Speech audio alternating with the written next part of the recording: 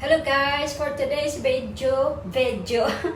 for today's vlog po, gagawa ko ng aking lunch. So, I'm making rice paper.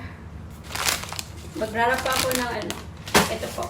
Rice paper, may mango, at chicken, at saka kale. This is very simple.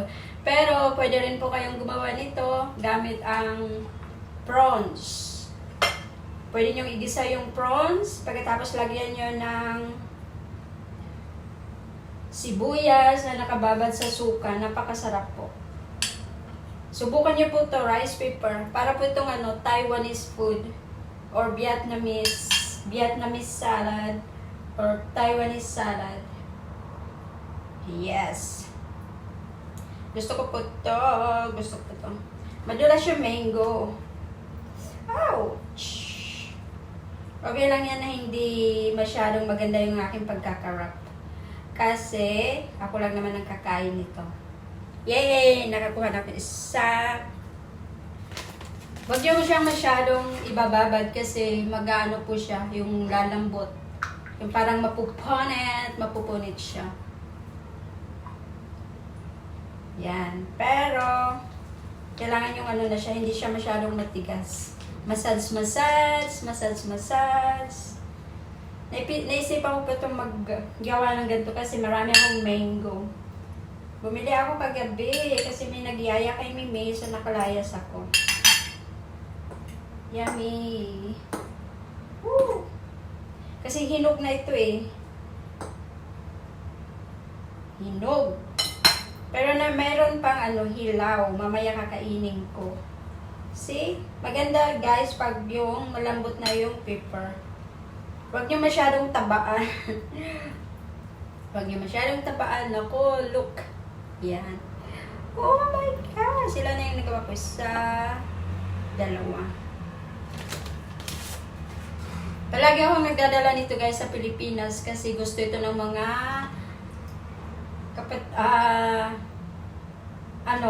doon sa amin kasi masarap to na pulutan.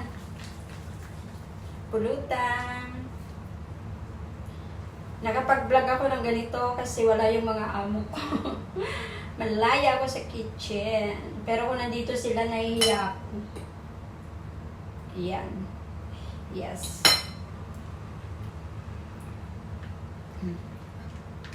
Naglalaway na ako. Gusto ko nang kumain. Yan. Yummy! May sausawan ako dito guys. Nagawa ko ng sausawan ko na toyo at saka tabasco. Pwede rin mas masarap kung patis ang gamitin ninyo, tas lemon, tapos chili. Pero ito wala kami kaya tabasco na lang.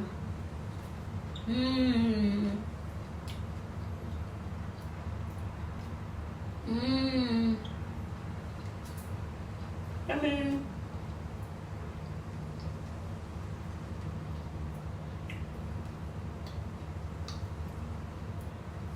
Hindi tayo guys maka-off kaya kakain na lang tayo ng kakain. Yummy.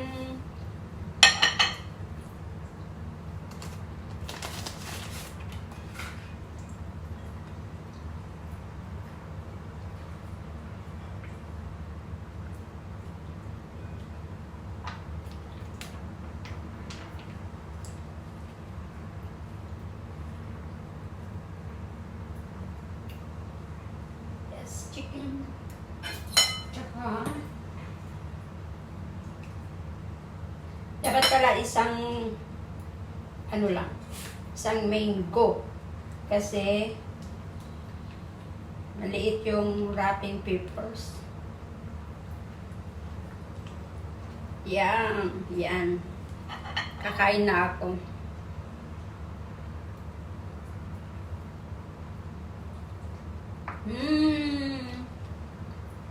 I love this.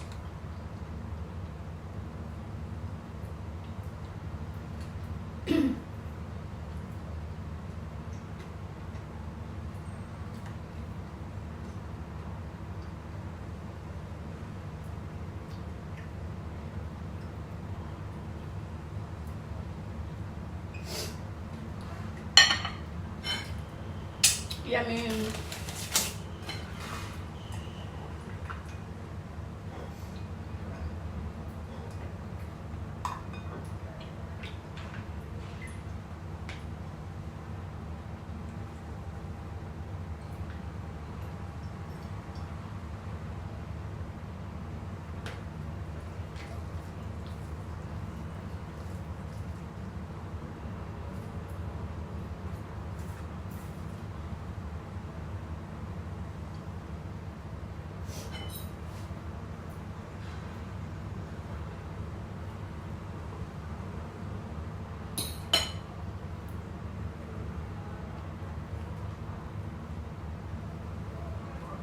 Parang hindi ko na mabalot lahat, kakainin ko na lahat.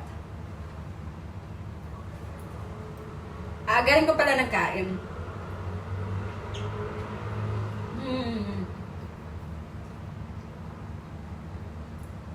Gutom na ako, guys.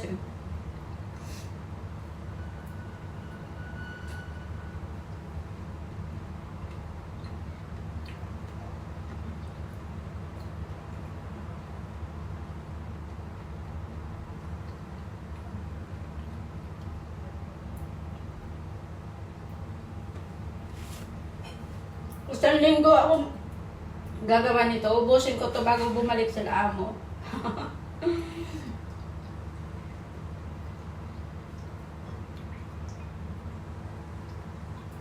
Ang hirap mag-vlog kapag walang selfie stick. Hindi pa ako nakabili ng selfie stick. Nasira kasi yung selfie stick ko.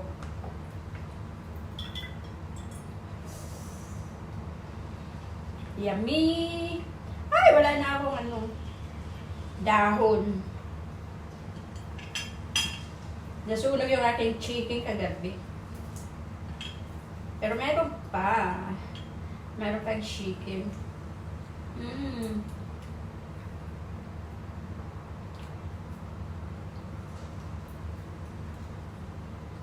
Gusto ko talaga, guys, sunog ay yung well done yung pagkakaluto ng chicken.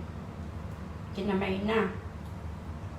Wala nang wrapping kaya ito. See?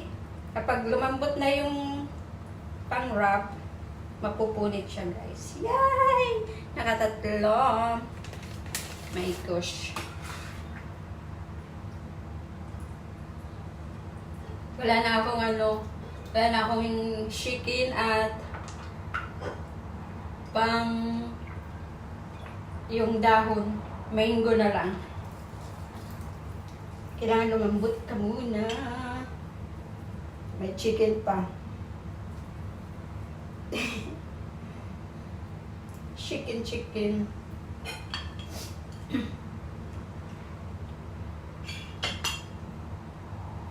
Hindi ito pwedeng gawin ahead kasi matutunaw yung papel. Kailangan, pag gagawa kayo nito, kakainin ka agad.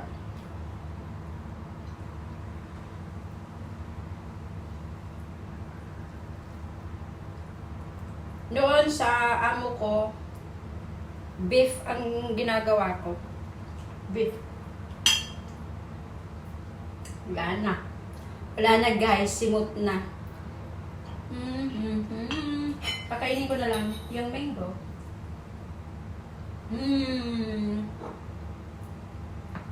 I love mango.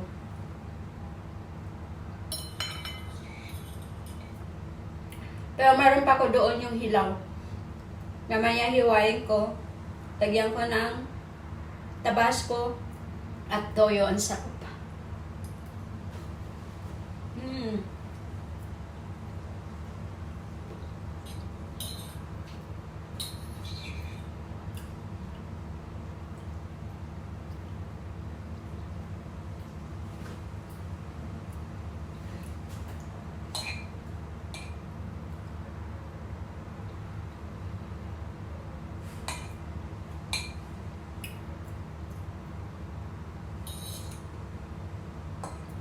So, ito na po, guys, yung lunch ko. Yummy. On my tummy. Yung aking chicken.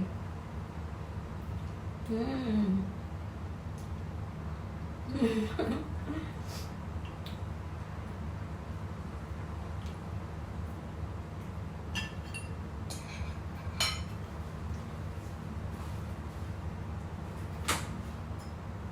dami ko na palang hugasan.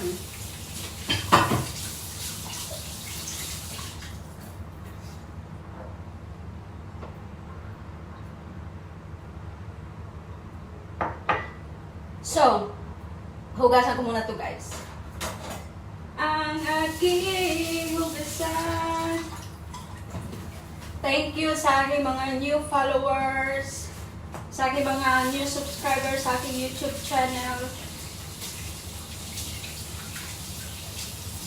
Sana patuloy niyo pa akong supportahan. Ito ang life ko dito sa Singapore. Kain, tulog. Kain, tulog kami ni Mimi.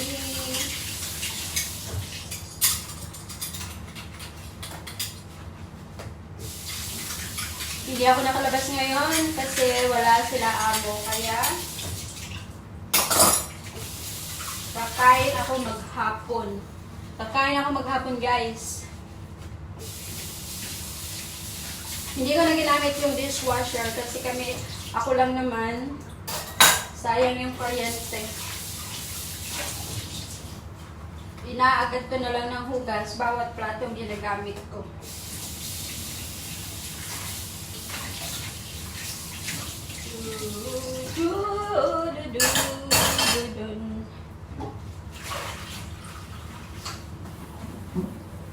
Hindi pala ako nag-almusal guys. Isang saging lang yung almusal ko at kape. Ewan ko ba?